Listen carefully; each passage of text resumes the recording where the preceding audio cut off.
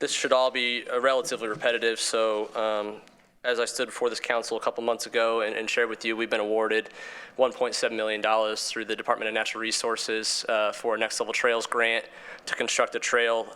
What I handed out was a map with some initial estimates of where that trail is going to run along Lee Road and 63rd Street.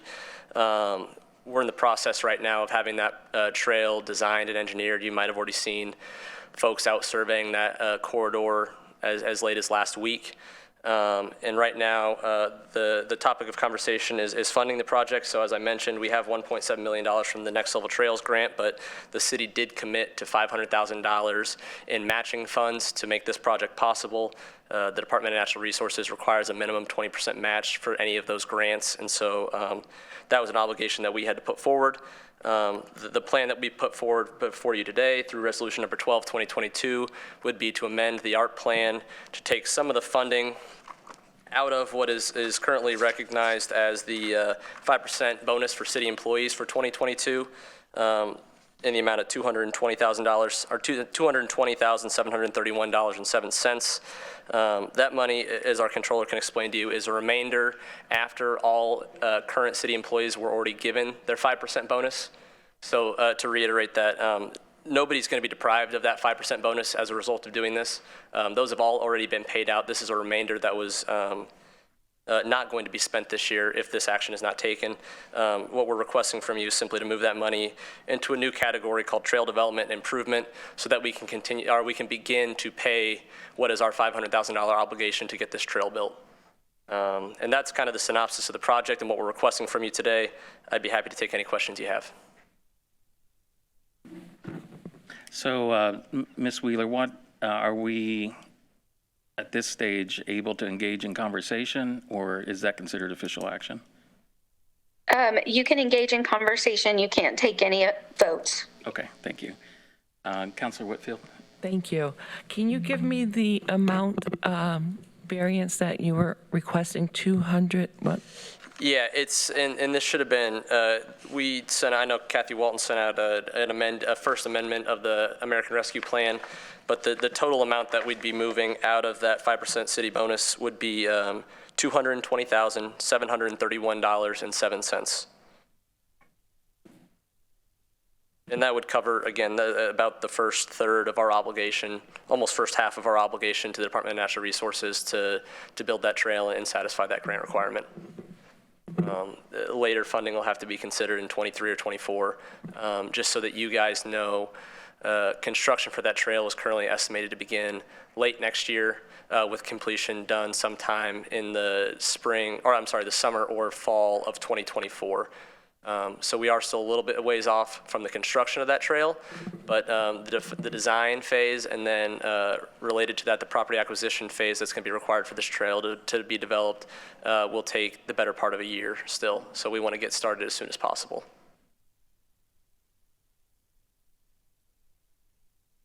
Councilor Giles, do you have a question? You're still on mute.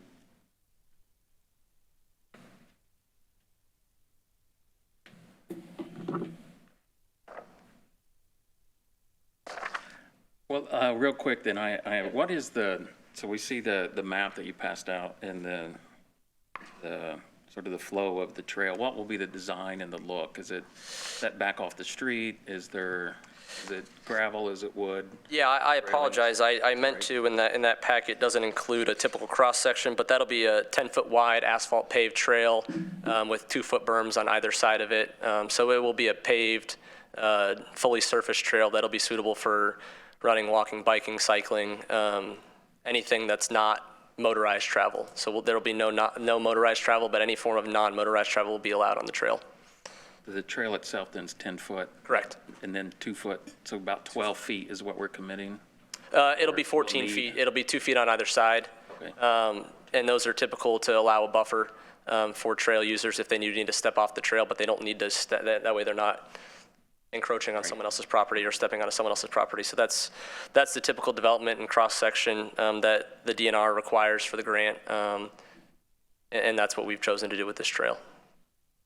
Does some of this, there's just a few sections where it might bump into actual residents. Does this require us going into the easements in front of folks' properties to build this trail? Yeah, so I can't fully answer that question right now, but we do anticipate some level of property acquisition as part of this development. We won't fully know what we need to take until we have our initial design plans done, which will still be a couple months in the works right now. But what I can assure you is when we were preparing this application, we met with every individual homeowner, every landowner that was going to be potentially affected by this trail, and made sure that they were in open support of the trail before we ever submitted the application. And that was actually part of our application. One of the reasons we were awarded the trail was because we did have unanimous support from anybody that was going to be impacted by it. So we expect that to be a very amenable and respectful taking of land there to provide this trail corridor for the people that live along the new development. So that cost then is built into your Correct. estimate? Correct. Because of the, okay, perfect. May I ask another question? Please. So with the trail, are we doing any protective lighting, boxes, emergency boxes, anything like that? As we're developing this trail, I'm just thinking about safety. No, nothing, no lighting was planned as part of this trail development. Councilor Giles or Councilor Russell, did either of you have any questions you would like to ask? No, thank you very much for asking, but no, not at this time. I currently don't have any questions. Awesome. All right. Well, thank you, Mr. Murphy, and congratulations on your next phase of your career. Thank you. And if any counselors need to reach me for further question, either later today or beyond this meeting, don't hesitate to reach out. I'll still be available via my current city email address. Thank you very much. Absolutely. Do you want to, are you going to leave those maps for? Yeah, I can absolutely leave those. Okay.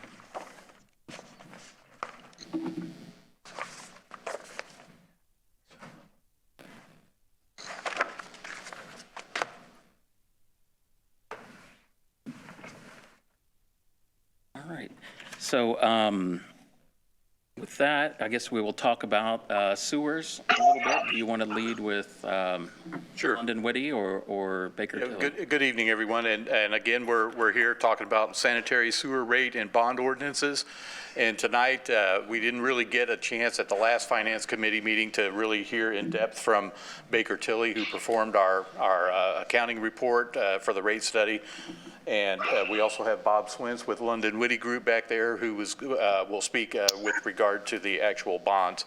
So without further ado, we'll let Dean Rogers with Baker Tilly come up here and discuss the accounting report. And did you have a presentation? I think last time there was a PowerPoint. Did you need to do that or? I do not. Okay. I'm told that you have a copy of the rate study. Do you have a copy of this accounting report? It's in, Within this? it's in this packet. Okay. So that's what I'm going to speak from. So first of all, good afternoon, councilors. I'm Dean Rogers, a partner with Baker Tilly. Apologize. I know Mitchell was here the last time, so apologize for the inconsistency, but we're just kind of covering for each other with conflicts, but I was involved in this engagement throughout. Just going to, I understand you want to spend some time walking through the rate study just to understand it a little bit better, so I'm happy to do that. And I'll just walk through a few of the schedules, kind of highlight, I won't get too deep into the weeds, but mid-level, and I'm happy to answer any questions or feel free to jump in along the way. What I'm going to start out with, you guys have found the report? I'm going to start out with Yes. page 5, which I refer to as the minimum balance schedule. I always like to talk about that a little bit, just where you're at from a cash balance perspective compared to some of your requirements that are placed on you from your outstanding bond ordinances, from your outstanding debt.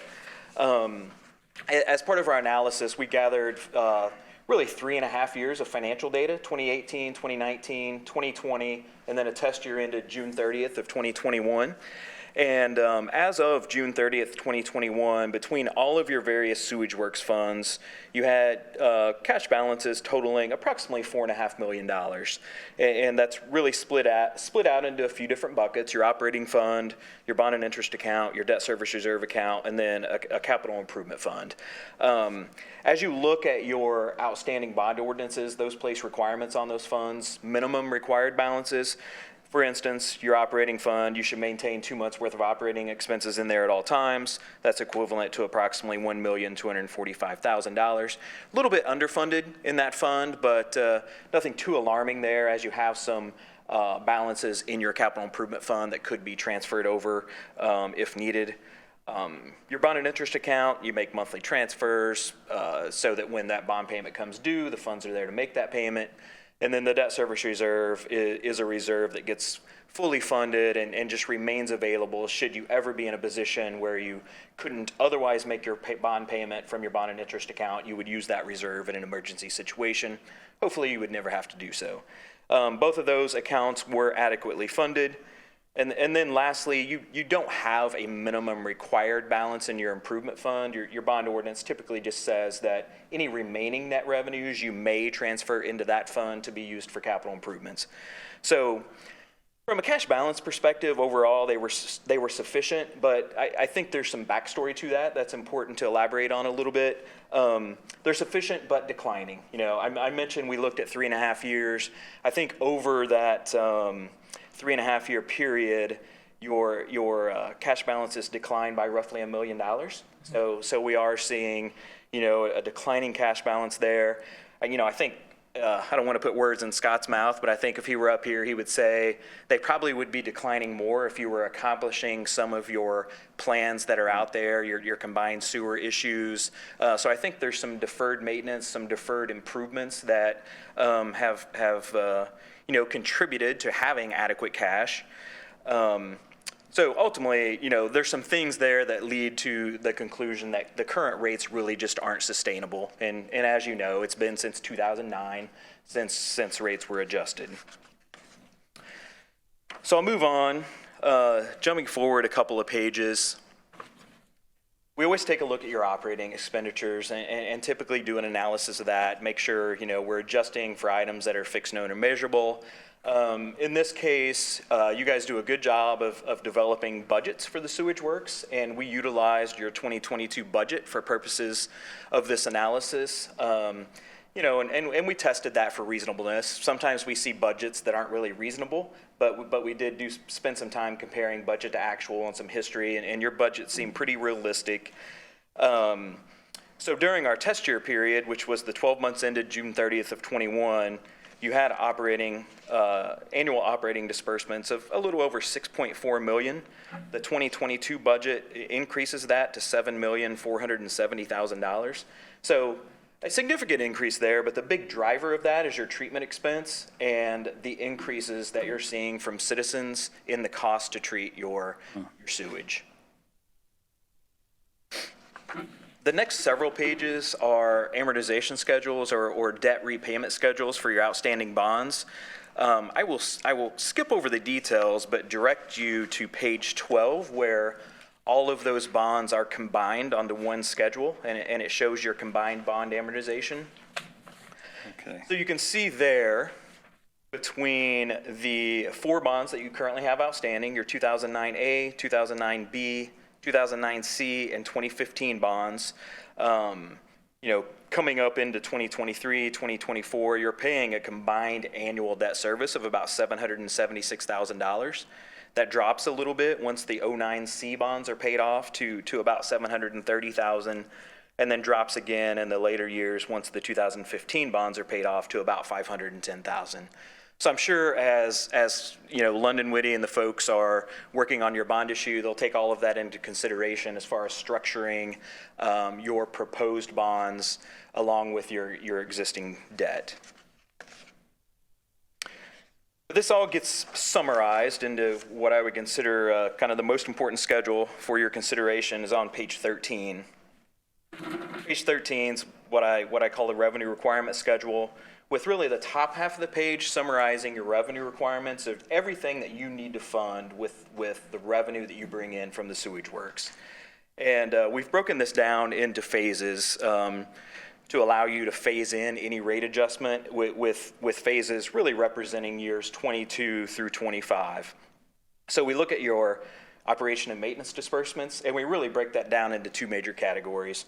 Your purchase treatment, just because that's such a large operating expense for you, and we know it's increasing. There are phased in increases that you can see on the following page from citizens that are currently scheduled out through 2025. So we did factor that in. So when you say purchased treatment, that's not an invoice, that's a payment to citizens? That is. Is what you're saying, That's, okay. that's your cost for them to provide treatment for your wastewater.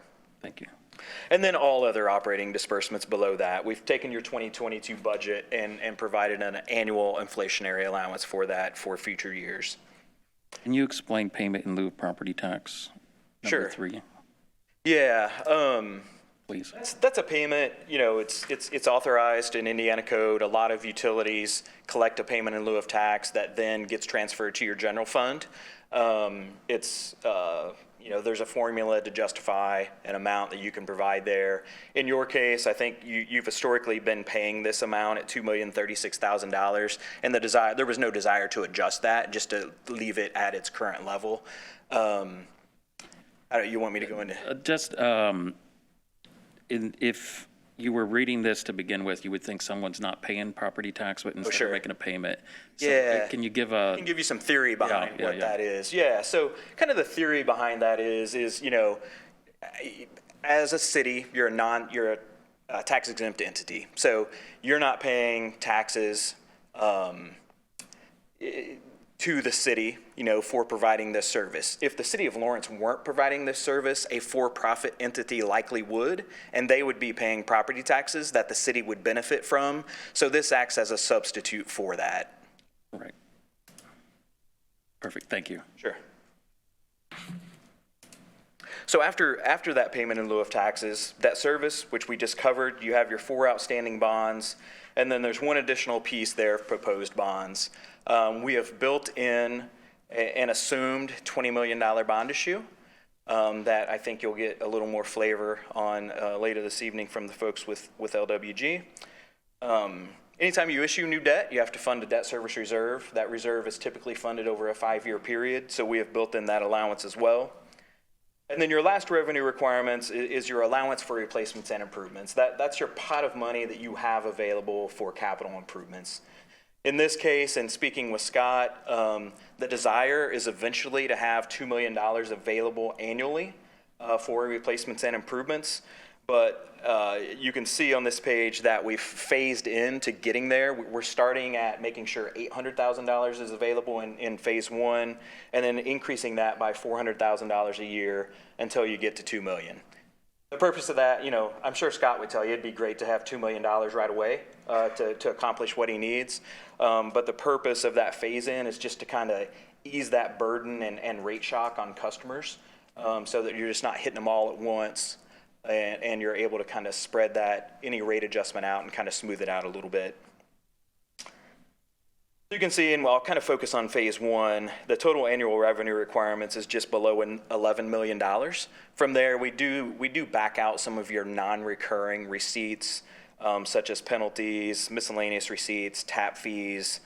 And then similar to what was implemented with your water rates a few years ago, it was felt that it would be appropriate to come up with some minimum, a couple of low volume user tiers. Mm-hmm. I think that was the desire on water. It was assumed that would be the desire on sewer as well.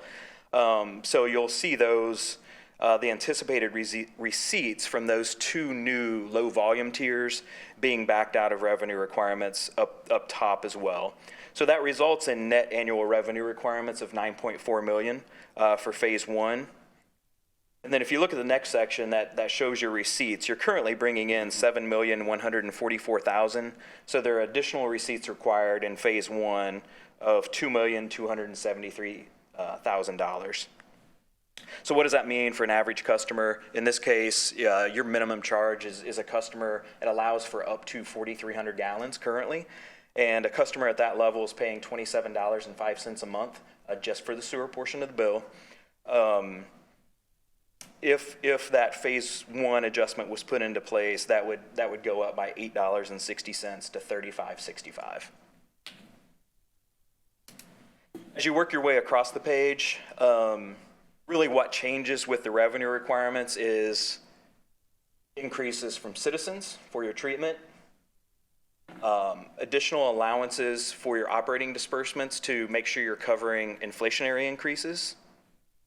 There are fluctuations in your debt as you move throughout those years, but most importantly, by 2023, it assumes we've added in that proposed debt and the funding of a debt service reserve.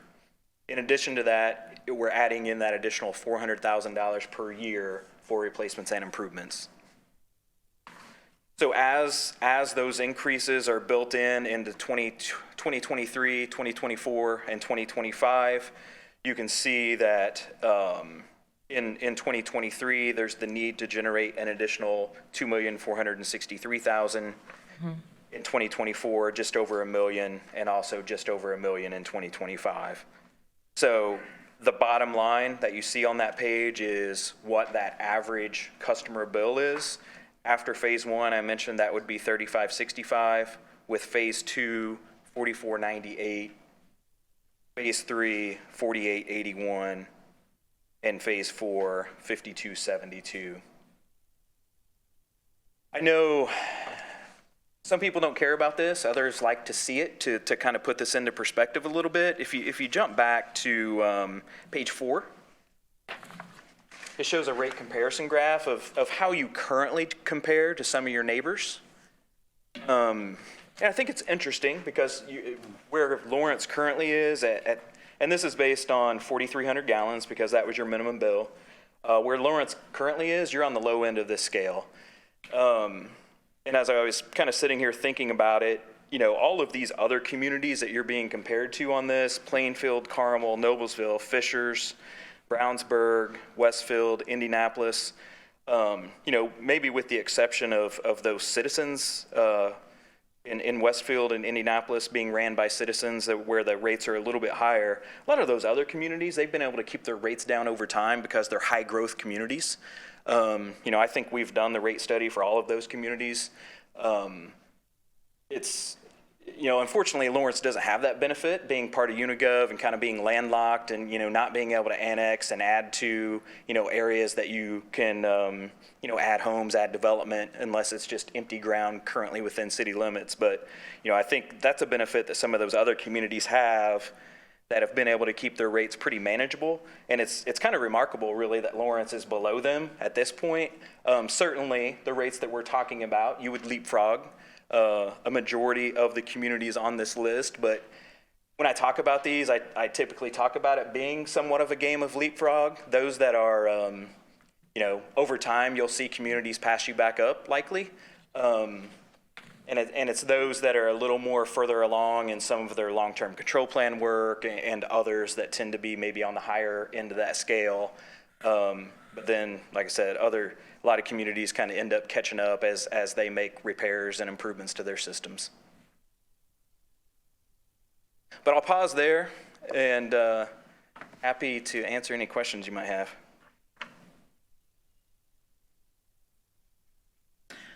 Do the, so your rate, your numbers stop in 25 when we fully have the rate increase, the proposed rate increase if it were passed in place.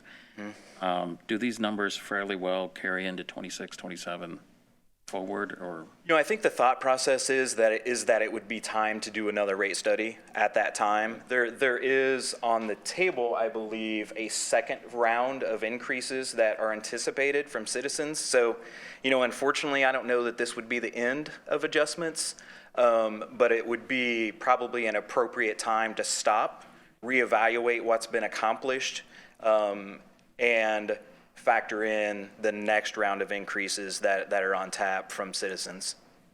So the rate increases are driven by the fees from citizens, you know, in some aspects. That's certainly a big driver. There is an alternative where, and you guys have used it a little bit in the past. If you look at your rate schedule, you have a portion of your rate that's a tracker. So, you know, when you have a what I'll characterize as a wholesale provider or someone that treats your waste like Citizens, and they increase their rates, you can pass on that increase in your treatment cost in the form of a tracker, which is a little bit of a simpler process, and certainly you can clearly delineate it and relate it to here's why we're doing it because of this increased cost. So that'll be an option that you have on the table, but I think again, I just think it would be a good time to pause, see what you've accomplished with some of the projects, see if you've been able to reduce some of your inflow and infiltration and the flow that's going to Citizens.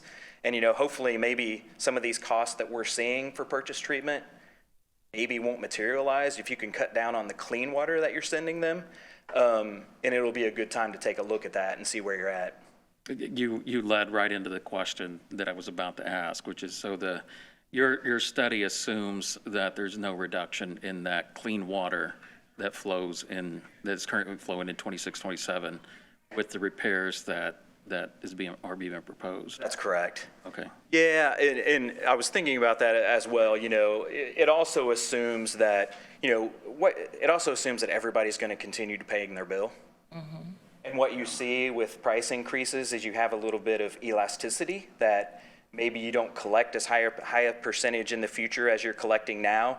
We've assumed that's going to remain steady. So I think any decline that you see there is hopefully offset by declines in clean water that you're sending to Citizens, and those two, hopefully you'll see a gain there. But at a minimum, I think you would see an offset. Okay. Councilor Whitfield, did you have any I do. thoughts? Yeah, please. I'm trying to digest this, so thank you so much. I've looked at this 3 or 4 times, and every time I look at it, I have different questions. So,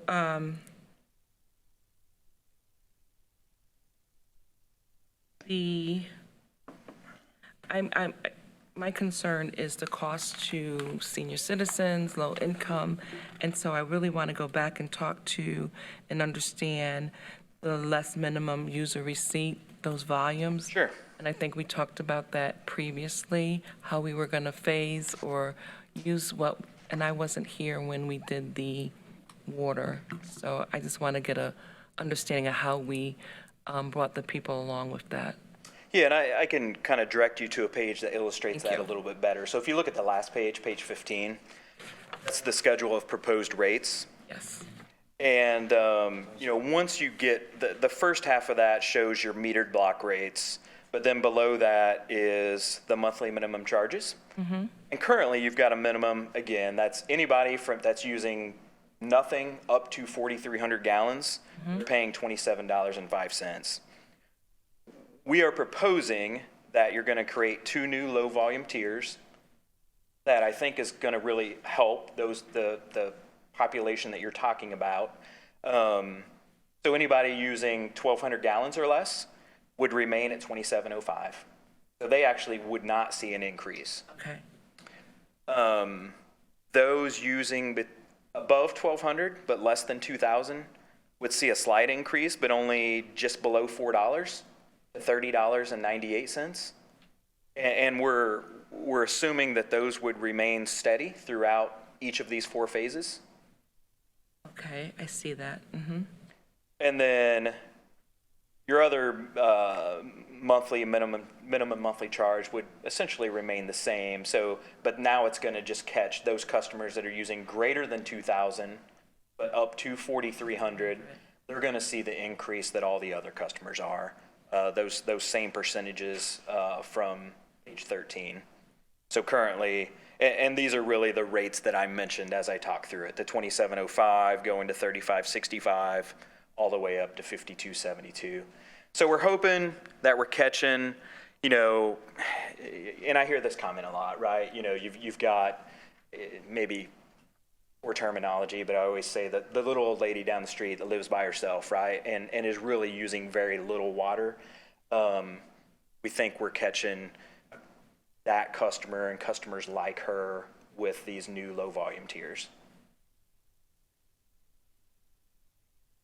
But adding to that, if you don't mind me, just doing a part B to your question, but the family of 5 would be in that that higher one, probably. Well, Potentially with no doubt. laundry, bath, Yes. baths, showers, all of that. So with gas, food prices and all that, the larger family could find themselves there.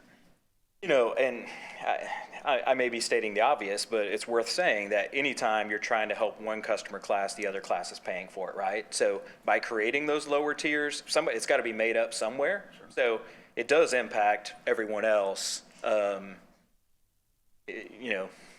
And while we're looking at this chart, who would fall into the non-metered customer? Are those apartment complexes, or what would that be? Those are what we refer to, those like people who are on well. Oh, We still have people that are on wells Okay. here in the city. okay. That's good to know. Thank you. That is, I would never have thought of that. Thank you, Council Whitfield. I jumped in the middle of your questioning, so That's okay. feel free to continue if you have other questions. No, I got, it's a lot to process here. And Councilor Russell, did you have any questions? And may not. You're staying around for the, No, I don't. I'm so sorry. But no, I don't. Thank you for asking. you're staying around for the full I will. council? Perfect. Yes. Thank you. Okay, great. Thank you, Scott. Thank you, sir, for coming and speaking to that. And I think you had a little bit more presentation, Scott, that, We have Bob Swins here with London Okay. Witty Group, and he's heading up the bond ordinance part of this. So the bond is what we are going to be using to address the projects that we need to do to address our EPA order. So that's the bonded part of this. The 400,000 incremental increase, that was, I believe you guys call them replacements and improvements. I tend to call it internal working capital. It's the same thing, but those are kind of two different things.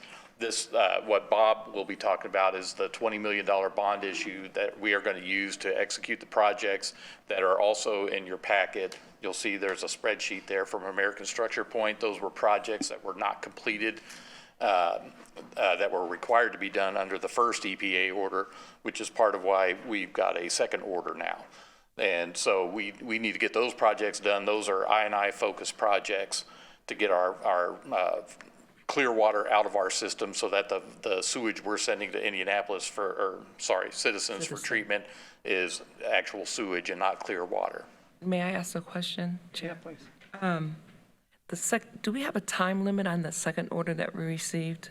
Yes, there are timeframes for compliance. So right now, we're in the process of updating our sewer model, and we'll get that.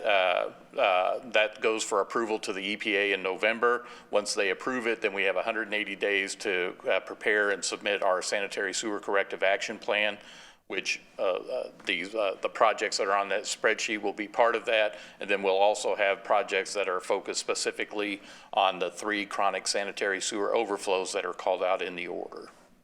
the compliance at this point is have a plan. Yeah, well, to have Executable the plan, plan. and then we have a amount of time to execute that plan too. We have a couple of years there where we need to really jump on these projects. Okay. Okay. Yeah, the EPA right now is not interested in hearing that, oh, well, we'll get to it when we can.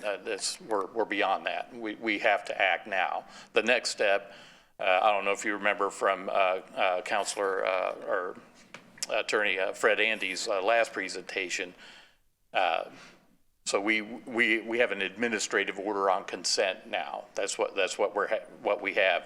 So basically what we did is we sat down, we talked to them, and they agreed not to drop the hammer on us. If we don't get our act together and fix our sewer system, the hammer will drop.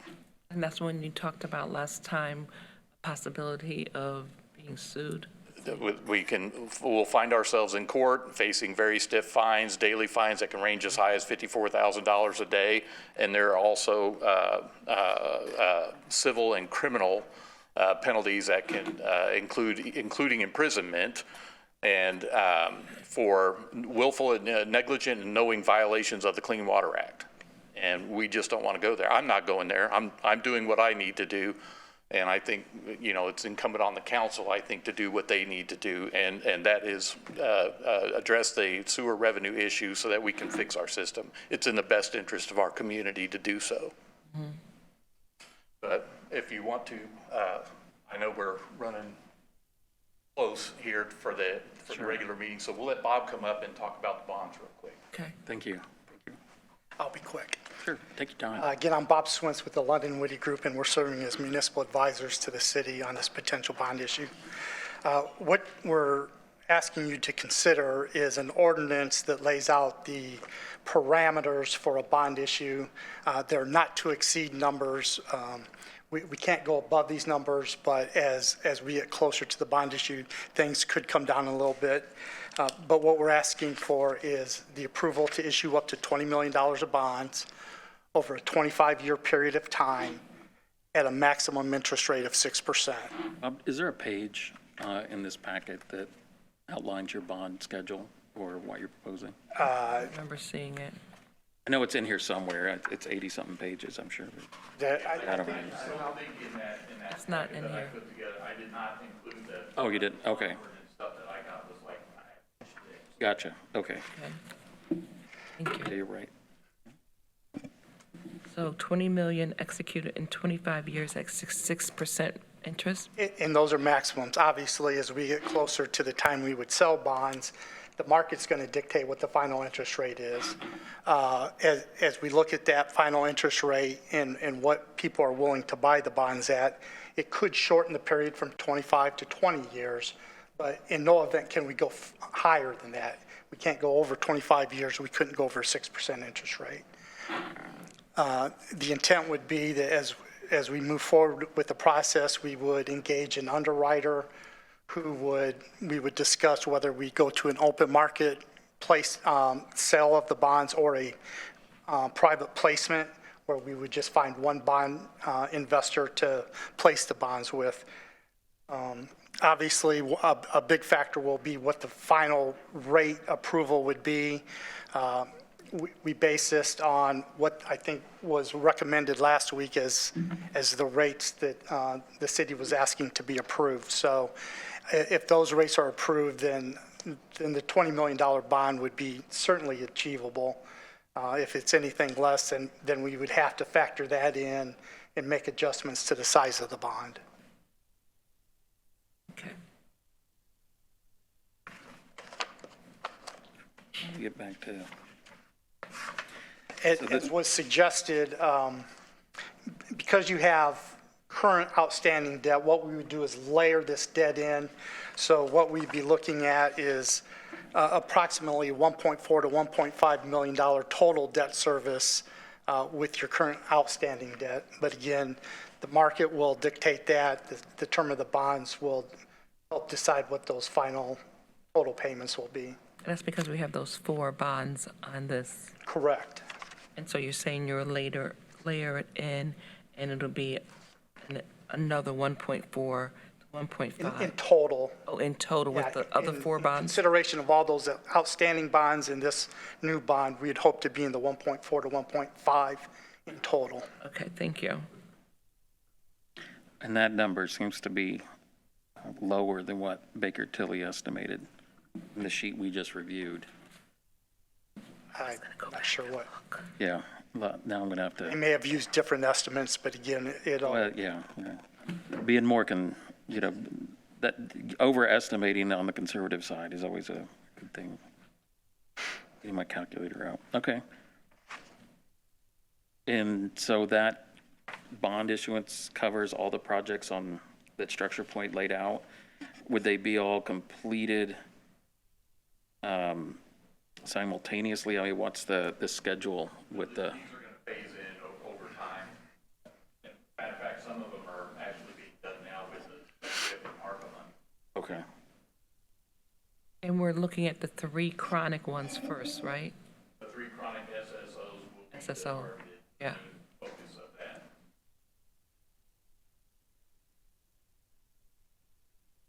Did you, I know we keep asking probably the same questions, and I know there's days in between when we meet, so please bear with me. Yeah. So we have the 3 SSO chronic ones, right? Do we have a total of how many projects we need to complete within? Yeah, on the spreadsheet that is in your package, you'll see there's a whole list of projects there that need to be done. And those were projects that were that were determined under the first order. Is that on page 5 in the City of Lawrence, number 37, where we have? It's a spreadsheet, and actually, I don't even know if I have it in here. In the middle. Probably in the middle, okay. Yeah, and Structure Point, American Structure Point put that together as part of our first order. Those are the projects we did not complete. So if you'll look, we had the cost estimates updated. Originally, these projects were noted to be done. This was back in 2010. So the 2021 estimate is $25 million worth of work there. We had some contingency in there. We're talking roughly a $32 million project. So these projects here are designed solely to address I&I and defective pipe that is in the ground that also leads to other problems, sinkholes, just poor performance, but certainly they also contribute to the backup problems that we have by letting all that clean water into the system. Okay. So the actual chronic SSO, those will be the primary focus of that sanitary sewer corrective action plan. So the bond money will be focused on the projects that will come about specifically to address that. In the meantime, like with the SWIFT grant money that we were awarded, as well as the ARPA funds, and then our ongoing capital, we will start chipping away at these projects. And then, so ideally, we're going to be, over time, we're going to be lowering the amount of sewage going to treatment. We'll be having less routine O&M costs, emergency repair costs, and stuff like that. We'll start bringing those costs down. All that stuff's going to allow us to free up revenue to, the freed up revenue due to reduced costs will feed back into the capital improvements and executing more of these projects. So that's our goal overall, is to focus on just fixing our system. We fix the system, we get the I&I out, we lower our costs, and in the end, so when we talk about coming back in 2025 and looking at rates again, because there is that phase 2 of the citizens order, or the contract.